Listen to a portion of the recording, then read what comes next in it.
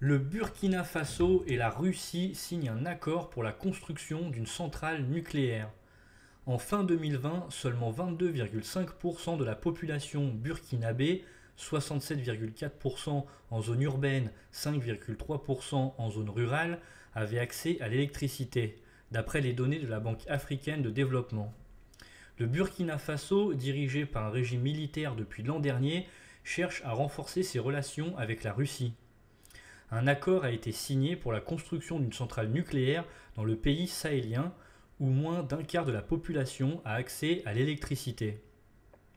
Le but de cette centrale nucléaire est de répondre aux besoins énergétiques de la population.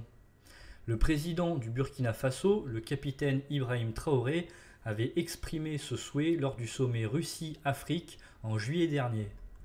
Le Burkina Faso importe une grande partie de son électricité de la Côte d'Ivoire et du Ghana voisin et produit une autre partie localement, principalement par énergie hydroélectrique ou solaire. Le pays, qui manque de personnel qualifié pour exploiter une centrale nucléaire, devra probablement en recruter du personnel à l'étranger. Selon une chercheuse sud-africaine spécialisée en énergie nucléaire, il pourrait bénéficier du soutien financier de l'Agence internationale de l'énergie atomique. La Russie s'engage à construire cette centrale nucléaire dans le cadre du rapprochement entre les deux pays, qui a été renforcé ces derniers mois.